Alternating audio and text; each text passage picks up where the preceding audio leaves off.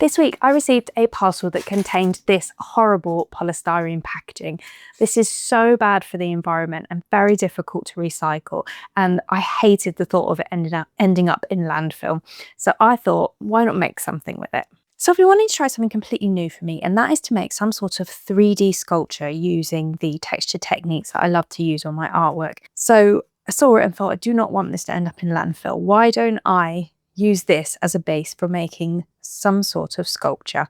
So that's my idea. I'm going to cut out a circle and use some of my techniques on it, make something a bit rustic maybe. I don't know. I'm just going to see how it goes. I'm not worried about this being completely perfect. I want it to be quite organic. So I'm just using this plate as a rough circle, and then I'm going to make it slightly bigger because I don't want to work too small.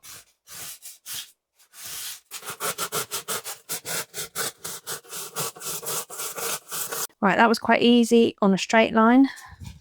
And let's see how it works on a curve.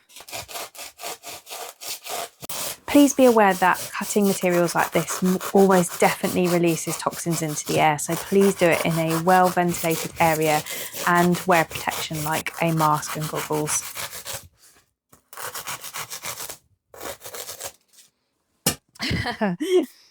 It is very, very static. This is probably going to be finding these in my studio for months afterwards. I'm going to try and put these into a little tub so I can recycle them into some texture paste, and that will make quite an interesting texture for future artworks. I don't want any of this to go to waste. Same for all this stuff. I'm just going to break it down into little bits and try and stir it into some texture paste, so hopefully it doesn't fly around everywhere for the rest of time. So check this out. I've just mixed this up with some texture paste, and that is certainly going to make for some interesting textures. And it means that won't go to waste. So you can use almost anything in artwork. Right, better go put the bread knife back before my husband notices. Okay, I'm going to do a coat of light modelling paste all over just to seal in the surface and all of the rough edges.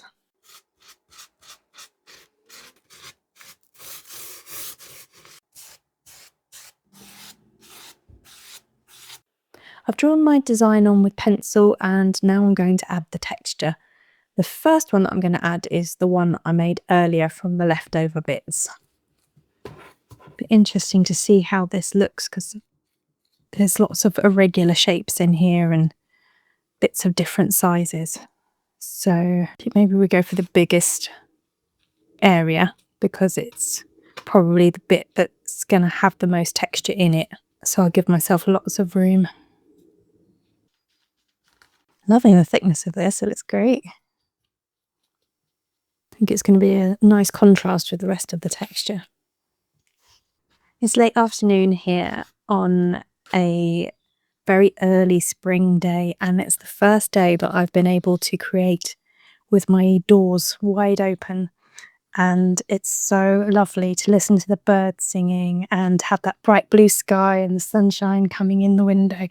It's amazing how much it affects your mood and your desire to create.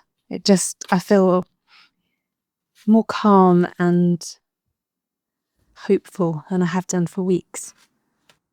Just really, really lovely. Working in a shed in the garden is a bit of a tricky one in the depths of winter and the height of summer, because it's either so cold or so hot.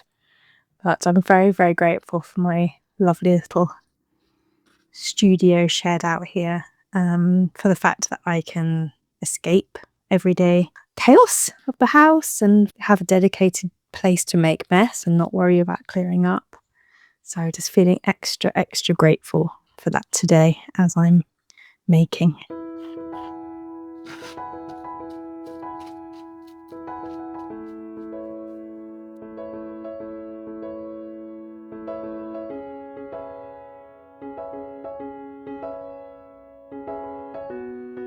I think those two sections are finished. Just going to make sure that line is really smooth.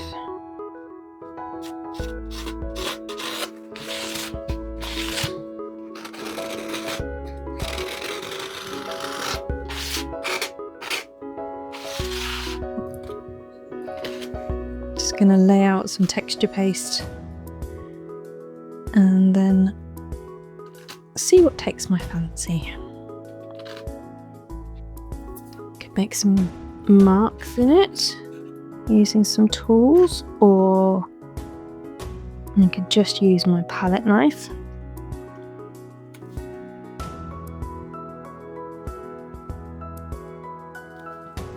Yeah, I think marks with the palette knife will be nice. So it's still sort of much more minimal design compared to this texture, but it's still got something going on.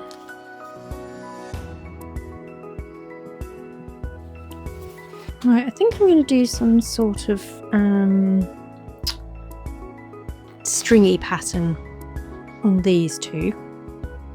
And for that, I'm going to mask them off.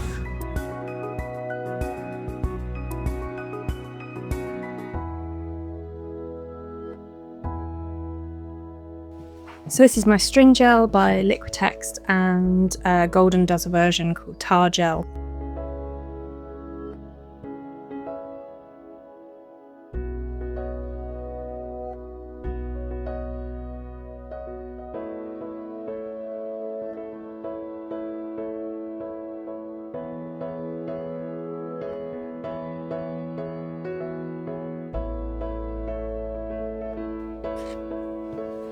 I'll just let that fall over the edge. Just trying to get just the right amount for it to flow in one continuous line and not just make a big blob.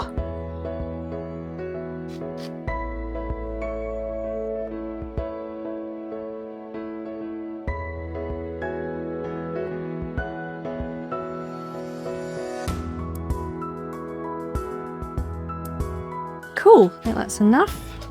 And then I will pull the masking tape off while it's still wet.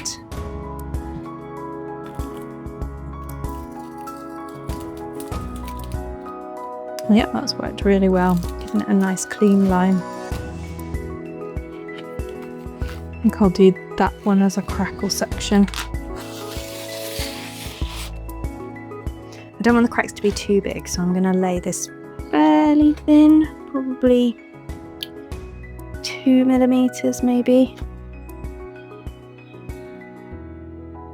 Because the thinner you lay it, the smaller the crackles will be, and obviously vice versa. If you want really big, thick cracks, then you lay it much thicker.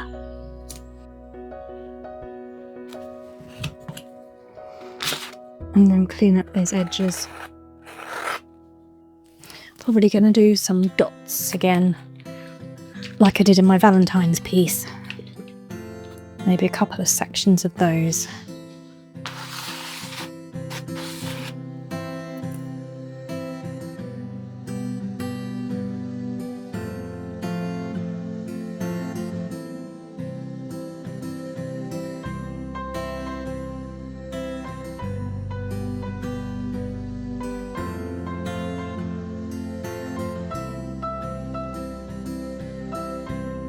Okay, it's looking good. Right, where would the balance for that be? Maybe this one? Actually, that maybe the edge. Maybe that's enough. No, let's do this bottom one here.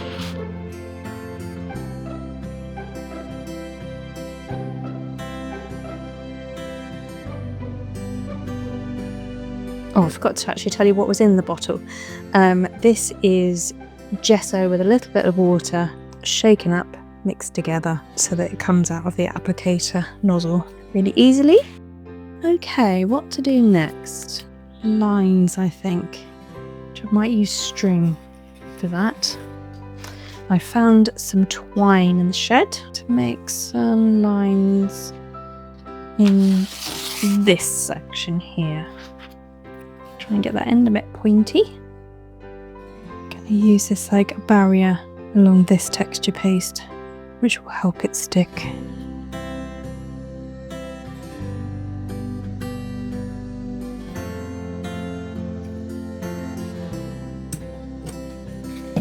I don't want it to be too linear. I want it to keep its organic design, so I think I'm just going to do a few across here. I keep sticking my hand in the that thick texture. So I'm just going to lay some texture paste out to act as a glue, and then I'll brush it away once the string is in place. Oops, it's got a life of its own. Just gonna give it a bit of a pointy end there. Oh my gosh, it's like a very unruly worm.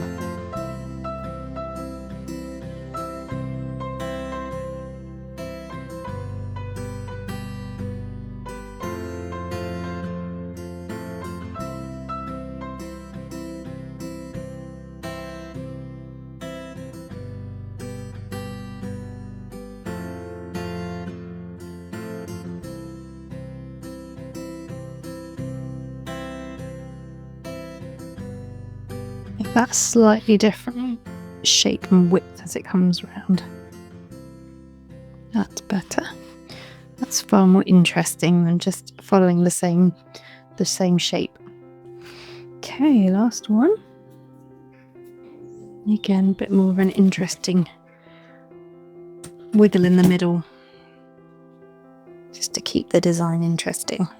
Make sure these are all covered so they stick well. And I'm brushing the rest of the texture paste off. I'm going to put down quite a lot of texture paste this time because that was tricky. Should make it a bit easier.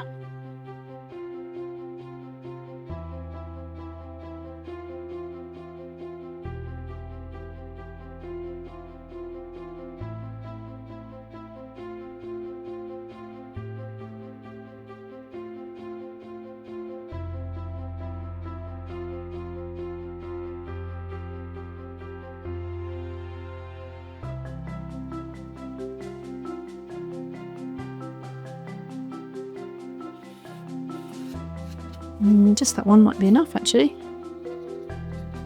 Maybe I'll just leave it at one. Keep it a bit more simple. Right, I'm losing light quite quickly now and I haven't decided what I'm doing for this final section, so I'm going to leave it overnight to dry and have a think about what I'm going to do, and it'll be easier to add it once the rest is all dry anyway. So I'll see you tomorrow. Okay, so this is well on the way to being dry now. In fact, it's all dry and this has crackled really nicely, apart from this section needs a bit more time. This is so thick it'll take another day or so. But I'm going to add this final section here now. I've decided what I'm going to do. So I've decided I want to do something with a bit of pattern. So I'm going to use the sculpting paste by Kaminska to make a bit of a clay and then use a mandala pattern stamp and stamp it into the clay. Not done that before, so we'll see how that goes. So normally I use this as a kind of fluffy modelling paste rather than a clay, so it'll be interesting to see how this works. I'm wondering whether it might be a bit too sticky to stamp into straight away. I might have to lay it down and then leave it for a little while, but we'll see. It forms a clay so easily.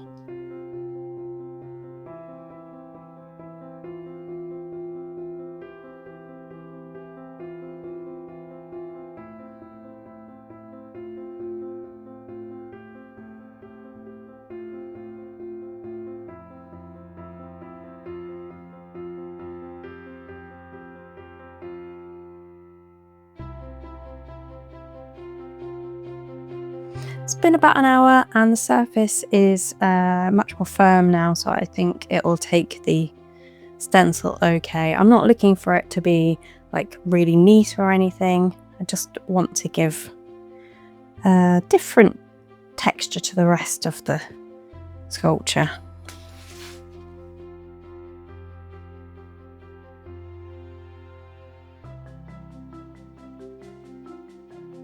Yeah, it's not going to be perfect, but it's just an impression of the pattern to give a different effect.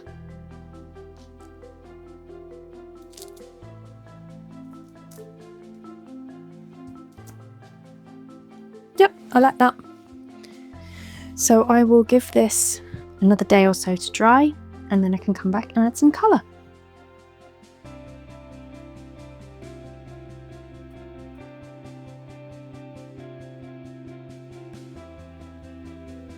This is lovely and dry now, and it's time to add some paint.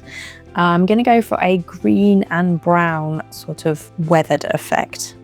And for that I have got Kamenska's Emerald, Sea Wave and Brown Walnut. I'm going to use that with a bit of water and just wash the colour all over to give it a uniform sort of base coat.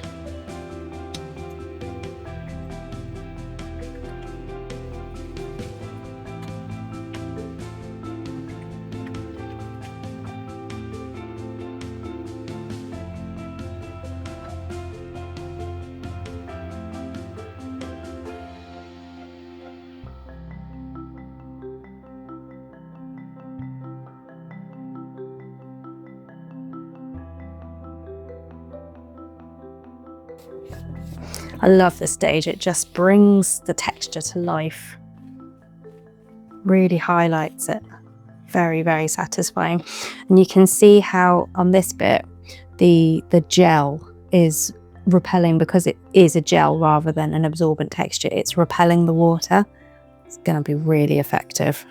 Got too much paint over here at the moment, but I'll lift that off.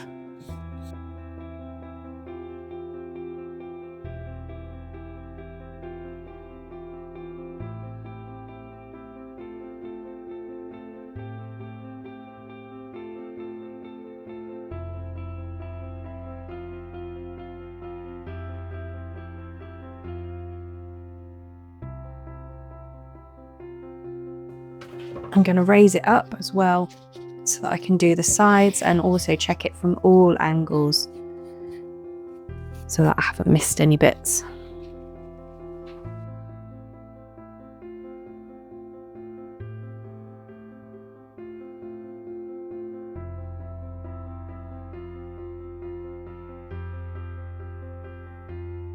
Despite having worked in the style for, you know, quite a long time now, several years, it always still surprises me that how the paint takes it from what looks like a bit of a child's junk modelling project to something quite sophisticated. I just love this transformation. Okay, almost there. Just want a bit more brown on this section. The green's taken over a little bit.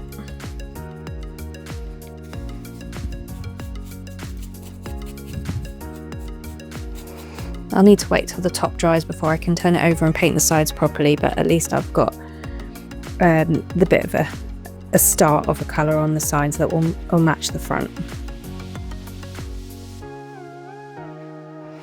Wow, that was really fun. And I think it's looking really good. So we'll leave that to dry for a couple of hours and then come back and decide what I want to do to finish it off. I absolutely love how this has dried. Just highlighted the texture so beautifully. I think all I'm going to do now is add a few gold touches just to really bring out some of the patterns here, maybe along the string, but I don't think it needs much more. You could do this with any sort of metallic paint or a metallic pigment mixed with a acrylic medium, or as I've got this on hand, I'm going to use some gilding wax just because it's really easy and effective.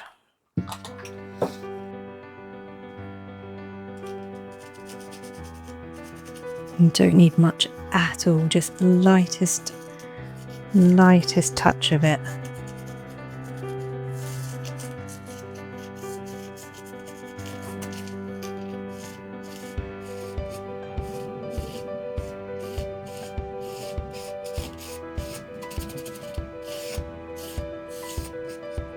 Be really careful not to go overboard here.